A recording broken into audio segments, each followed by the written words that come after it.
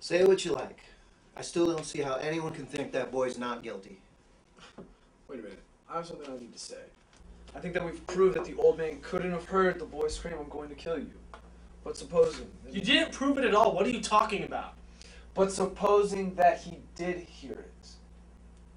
How many times do we use these phrases in our day-to-day lives? Probably hundreds. I mean, if you do that again, I'm going to kill you, Junior.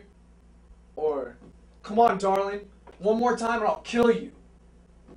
Or, come on, Rocky, kill him. We use these phrases all the time. Just because you say it doesn't mean that you're actually going to go out and kill someone. You know, what are you trying to feed us?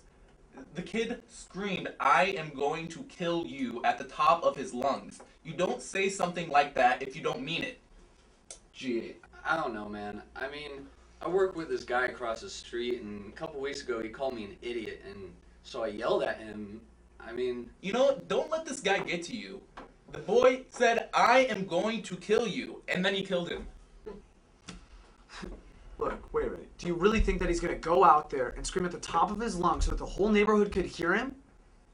The boy's much too bright for that. Right, he's a common ignorant slob. Like, he don't even speak good English. Doesn't even speak good English.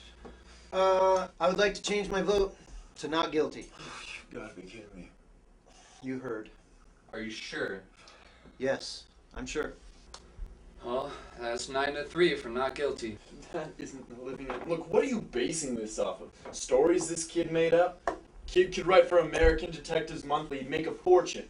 Look, the fact is, there's plenty of evidence staring us right in the face, telling us that this kid killed his old man.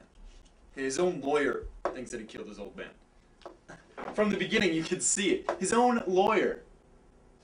This kid deserves the chair. Does he? I mean, this has happened time and time again, where someone's convicted of a crime, executed, then years later, someone comes out and confesses to that same crime. Sometimes, the facts that are staring you right in the face are wrong. Look, pal. I'm talking to him, not to you.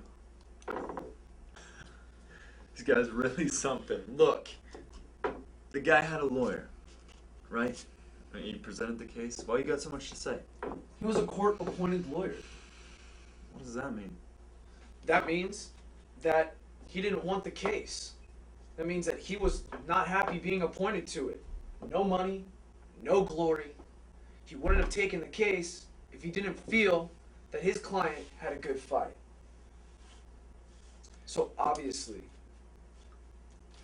he must have. Pardon me, I have some notes here. Notes yet. I'd like to say something.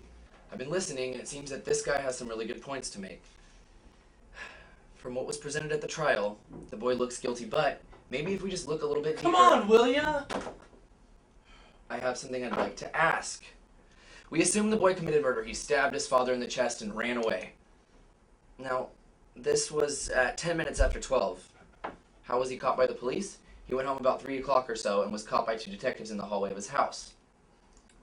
So my question is, if he really killed his father, why would he go back to the house? Wouldn't he be afraid of being caught? He went back to get his knife. It's not nice to leave your knife in other people's chests. Yeah, especially in relatives. Look, the boy knew that there was evidence that he had left behind. He just bought that knife. He had to get it before the police did.